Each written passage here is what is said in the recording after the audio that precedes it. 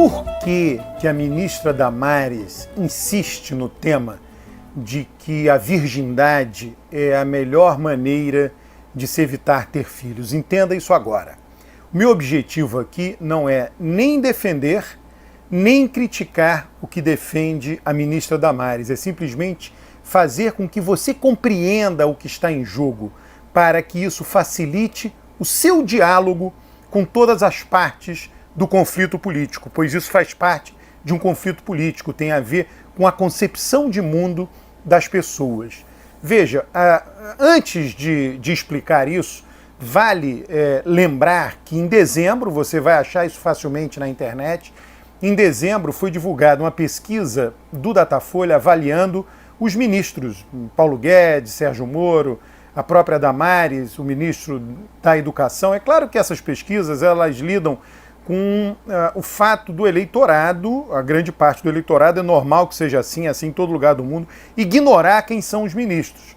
A grande maioria acaba por ignorar. Sérgio Moro é muito conhecido por conta de todos os anos, né, de Lava Jato, que ele passou à frente, da mídia. Ainda assim, a ministra Damares é muito conhecida e ela é muito aprovada por quem a conhece. Então, fique com essa informação em mente. Se quiser confirmar, é fácil. Procure na internet, dezembro, pesquisa do Datafolha, palavras-chave, pesquisa do Datafolha, avaliação dos ministros, avaliação ministra Damares, que você irá encontrar essa informação lá. Eu acho que isso é relevante para a gente entender o que ela defende e o que ela representa. Bom, pois bem, a ideia defendida pela ministra Damares é uma ideia que tem por detrás a ética da divindade, né? A ideia de que o corpo humano, sangue, carne, ossos do corpo humano, o corpo humano é portador de uma alma que expressa, de alguma maneira, uma transcendência divina. Tá? Vamos imaginar que na sociedade tenham dois extremos de pensamento. Vão ter essas pessoas existem. Tá? Elas podem até ser minoritárias, mas vão ter essas pessoas. Um extremo de pensamento, um extremo completamente secular, que acha que o corpo humano nada mais é do que um caminho para obtermos o prazer, o hedonismo, né?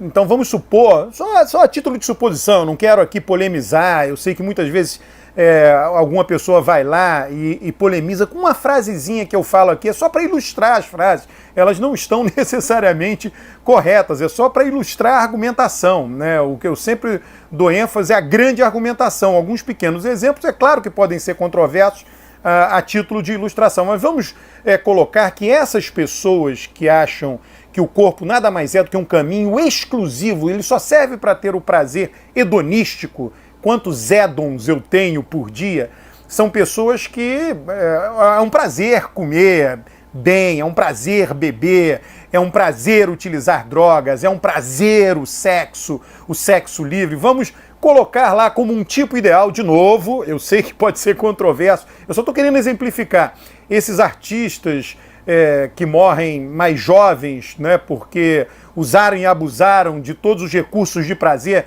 Amy Winehouse morreu com 27 anos, tem uma legião de artistas que morrem aos 27 anos porque consumiram todo tipo de drogas, tiveram todos os tipos de prazer. Certamente essas pessoas não consideram o corpo um templo, né, um templo com a manifestação do divino por meio de uma alma que ocupa esse corpo. Então, vamos colocar que existam essas pessoas, né, que considerem que o corpo nada mais é que um caminho para o prazer imediatista, o prazer físico, né, a fruição, o prazer físico.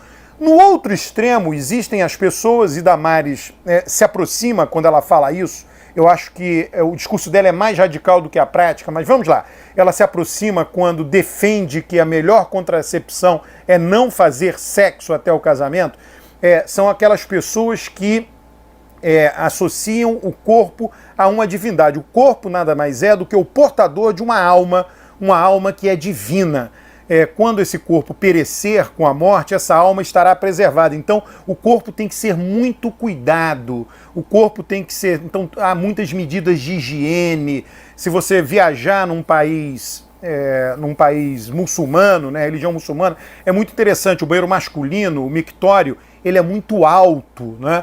E aí eu perguntando lá, eu viajei, né? Eu perguntando, por que ele é alto? É porque não pode respingar nada. Então tem umas concepções muito rigorosas de higiene com relação, né, ao corpo, né? Todos nós temos isso, e isso remonta a esta visão. Aonde está calcada esta visão? Já já eu vou falar do sexo. Aonde está calcada esta visão? Está calcada no passado, né?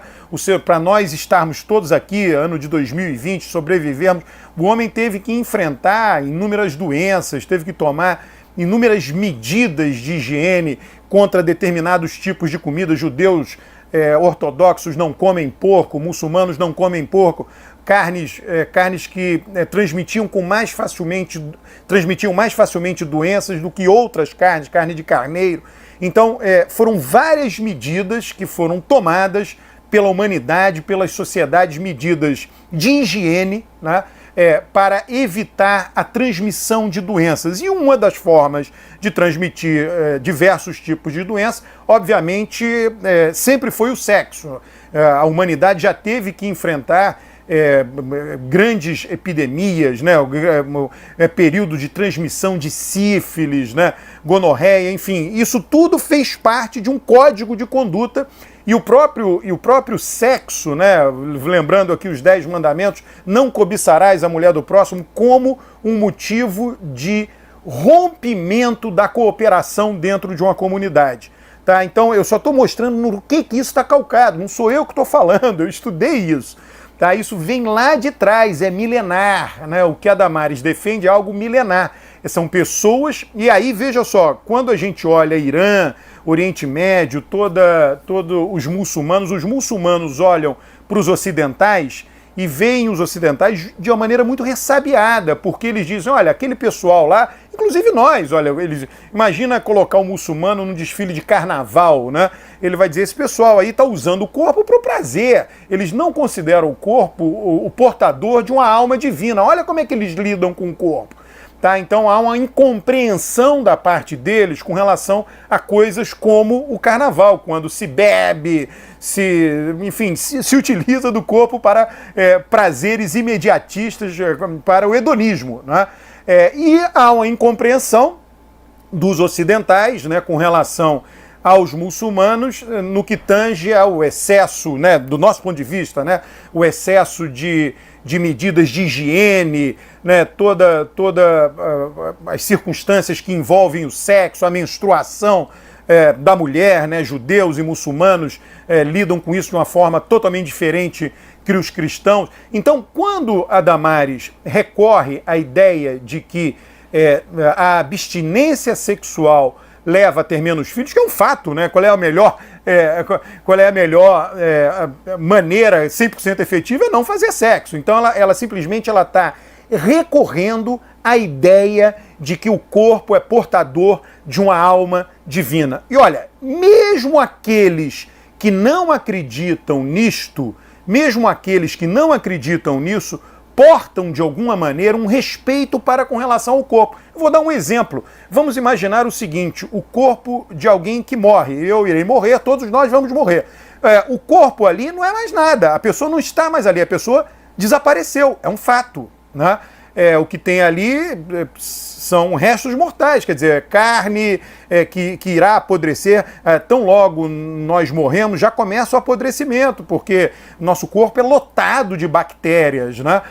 E aí quando há o falecimento do corpo, as bactérias tomam conta dele, né? Tomam conta porque não tem mais as nossas defesas funcionando. Todos nós respeitamos o corpo de alguém que faleceu, em particular se esse alguém é um ente querido, alguém da família, um amigo. Ninguém pega o corpo e diz assim, agora vamos jogar numa lata de lixo para que o caminhão de lixo leve. Não existe isso. Isso, inclusive, seria considerado crime. Né? Então nós respeitamos, ninguém vai lá brincar com o corpo de um falecido, fazer troça de um corpo de um falecido. Ou seja, nós temos uma visão do corpo como sagrado também, mesmo aqueles que porventura não acreditem que aquele corpo ali falecido até um determinado momento era portador de uma alma divina. Então todos nós em alguma medida temos esse respeito, é um fato, tá? talvez até mesmo aqueles que utilizem o corpo da maneira mais hedonista possível. Eu só estou querendo chamar a atenção do que ela, Damares, tem em mente, do que as pessoas, e aí eu acho mais importante, as pessoas que aplaudem Damares, as pessoas que aprovam Damares, têm em mente com relação ao corpo. Veja, essas medidas, só para a gente, né, pegar um tema atual, que está acontecendo no Brasil, não sei se foi a cerveja que fez com que as pessoas ficassem doentes ou não, uma pessoa foi a óbito, né? Então as proibições das religiões, não beber, não comer carne de porco, veja, alguém que segue a proibição de não beber jamais seria contaminada por uma cerveja que teve um problema na sua maneira de produzir. Então, todas essas medidas que os seres humanos tomaram a vida inteira, elas tiveram, repito, utilidade para que nós chegássemos aqui neste momento. Então, isso que a Damares defende está calcado nessa visão. Quando nós formos dialogar, discordando dessa visão, quando nós formos dialogar com pessoas que apoiam a ministra Damares, essa visão da ministra Damares, ajudará muito, né, um bom diálogo, né, porque se você quiser perder uma discussão, saiba, entre na discussão, comece a discutir que você vai perder, porque na hora que você começa a confrontar, bate de frente com o argumento do outro, o outro se arma mais e vai morrer abraçado com o argumento dele. Então a primeira coisa que você precisa fazer é entender a base disto. A base do argumento de Damares é uma base que remonta à antiguidade, quando os seres humanos tomavam medidas, nós tomamos até hoje medidas de higiene com relação a determinados alimentos, com relação a tudo que entra na gente, com relação ao sexo, né? Alimento entra pela boca, o sexo, né? É uma relação que a gente tem com outro ser humano.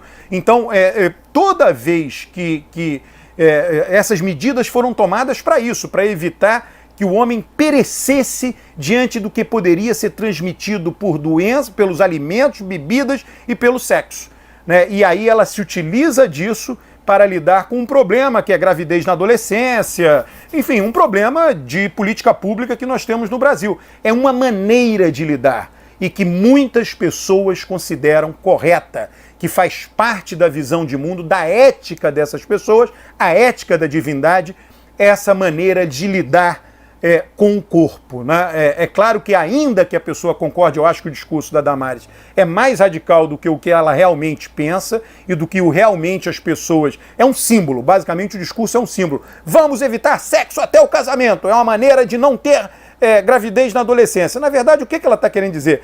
Vamos fazer sexo de uma maneira controlada. Até que ponto, inclusive, tem pesquisas que mostram as práticas sexuais dos brasileiros, até que ponto o Brasil não pratica sexo de uma maneira muito conservadora, quer dizer, mais o papai, a posição papai e mamãe. Isso daí é um fato, só uma minoria dos brasileiros praticam de uma maneira completamente aberta. Por quê? Porque isso está calcado nesta estratégia de sobrevivência que utilizamos secular e milenarmente. Então é para que você saiba disso, entenda.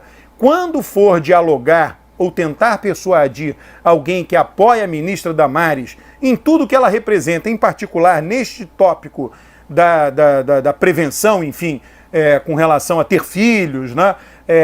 Tenha em mente isto, né? Que ela está recorrendo à ética da divindade, a ética que afirma que o corpo é o portador de uma alma que tem elementos divinos e que, portanto, o corpo precisa ser cuidado.